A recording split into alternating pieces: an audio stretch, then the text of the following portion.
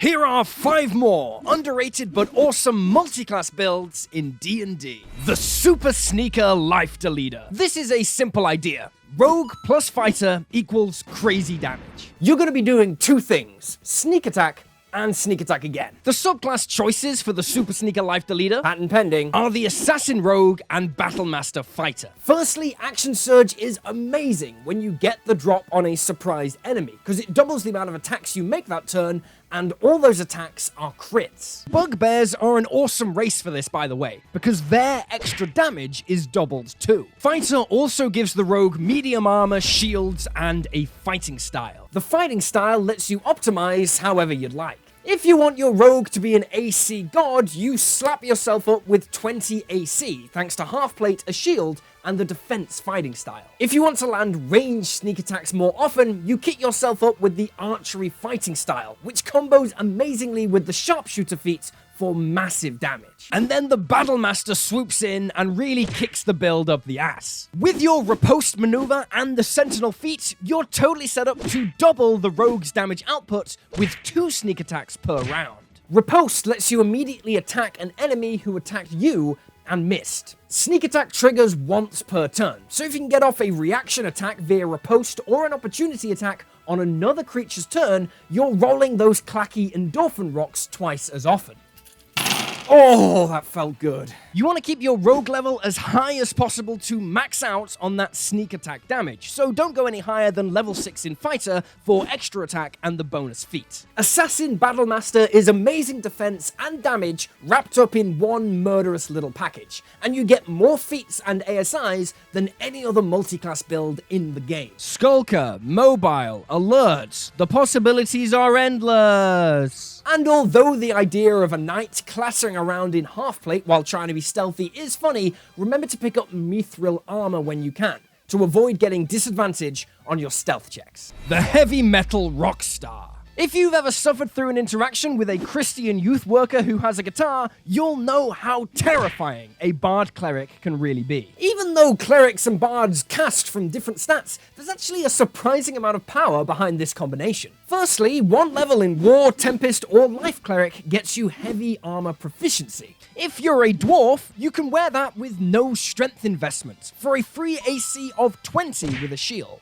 But even if not, all clerics come with medium armor for an AC of 19 with only 14 in dexterity. A big upgrade for the standard bard. Plus, clerics get some juicy cantrips, like Guidance, which is just awesome, and Toll the Dead, which replaces the bard's weak damaging cantrip Vicious Mockery with a D12 option. But let's talk subclasses. My personal favorite is Tempest Cleric Lawbard. You grab 2 levels in Tempest Cleric, you pick up your cantrips, you grab your heavy armor, you get yourself Bless, you get Wrath of the Storm to electrocute anyone who touches you, and then you get the big ability, Destructive Wrath. This says, whenever you would roll damage for a lightning or thunder spell, you instead just get the maximum damage without rolling. That would be awesome, except Tempest Clerics don't really get that many good lightning and thunder-based spells. But then comes Lawbard. At 6th level, you get Magical Secrets, letting you steal any 2 spells in the game and add them to your spell list.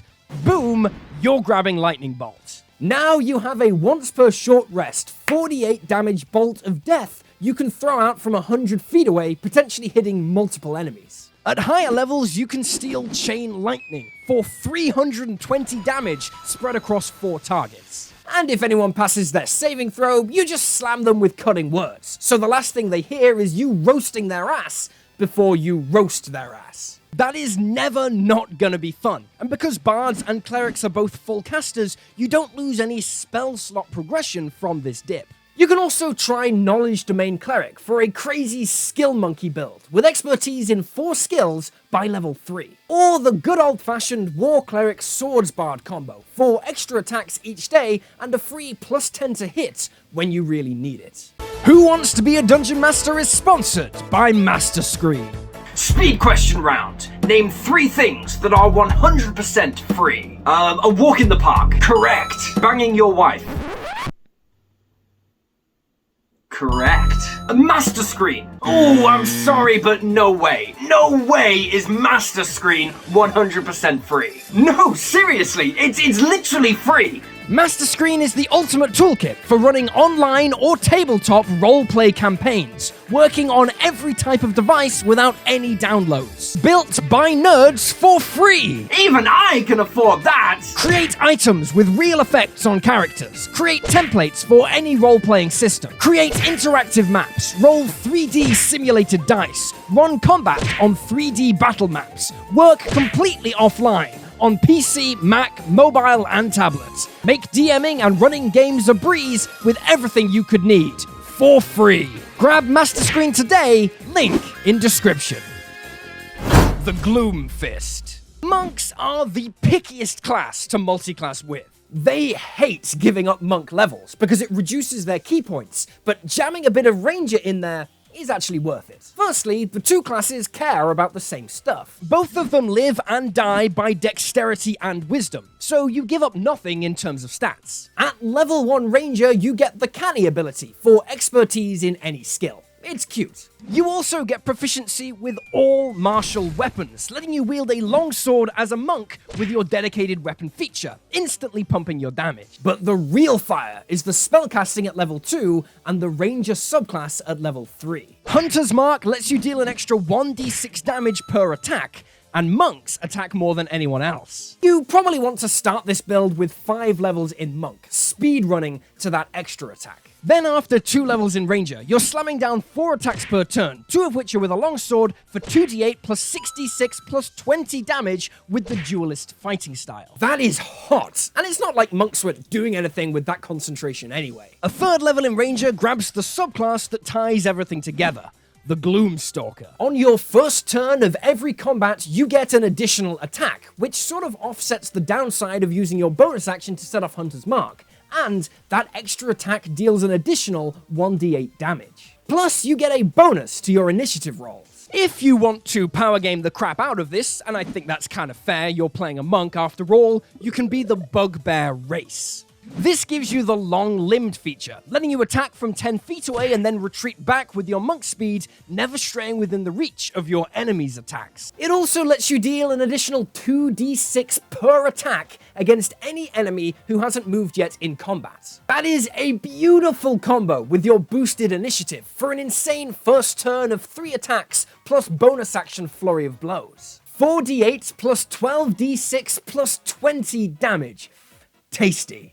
Fey Wanderer is also a good subclass option, giving you an extra 1d4 psychic damage on each attack, but you can only deal that extra psychic damage to a creature once each per turn. Still, if you can surround yourself with enemies, that's a lot of damage. As for monk subclasses, you can't beat the open hand for this build. You want to be using flurry of blows as often as possible, and open hand lets you knock an enemy prone every time you do. That gives all your subsequent attacks that turn advantage, and sets up all your allies for advantage as well, because you'll be going first thanks to your high initiative. The Fartificer. The Fartificer is a build which is subtle and elegant, just like the name suggests. It brings some real heat to an otherwise very simple class. Firstly, Fighter plus Artificer equals spells. Booming Blade, Guidance, Cure Wounds, Shield. Plus 5 AC, a D10 hit dice, Second Wind, and Cure Wounds for self-healing.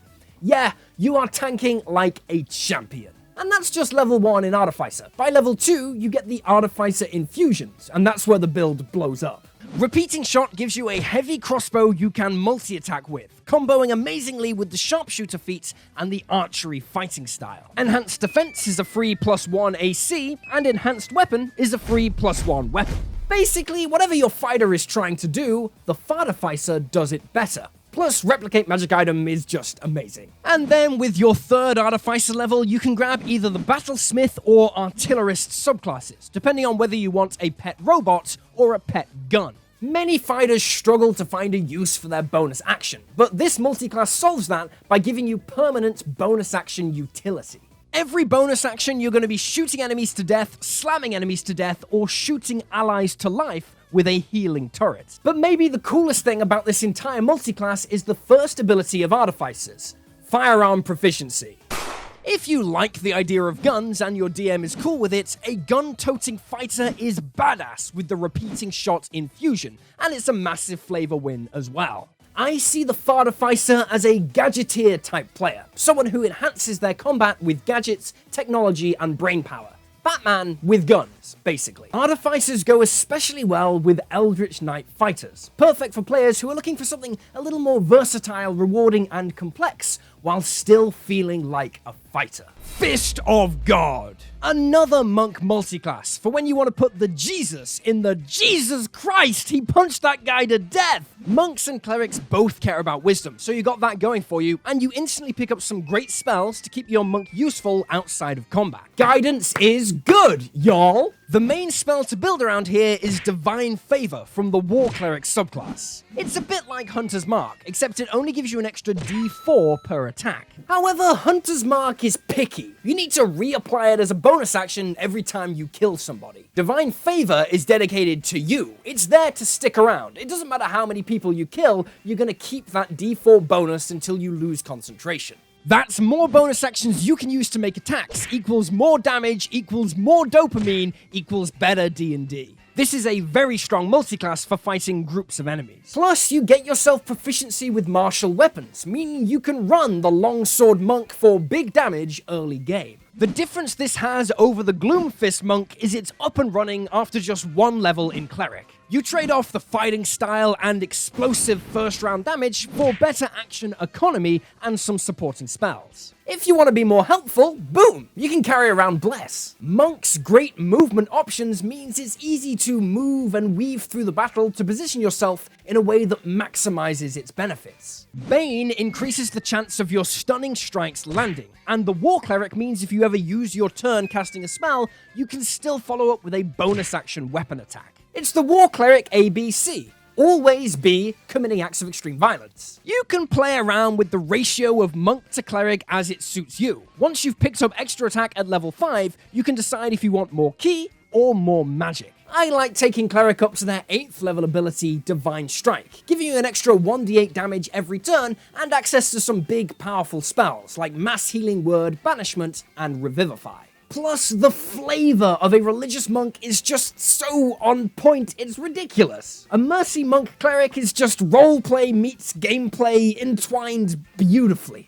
But even just one level in War Cleric helps monks out a ton, and it isn't such a commitment slowing down your ASIs and monk key points like the Gloomfist does. Don't forget you can get the free Oath of the Dragon Rider Paladin subclass on my website, along with limited edition merch and all the D&D magazines if you missed any on Patreon. The merch took me a full year to make because I had to find a way to make it ethically, which it turns out is really hard to do. That means recycled materials, excellent quality, sustainable manufacturing, and fair wages and good working conditions for everyone involved across the entire line of production. I am proud to say this is the best merch it is humanly possible to make, so get yours before the order window closes. Also remember to like and subscribe, check out other videos on the channel, and I'll see you next time.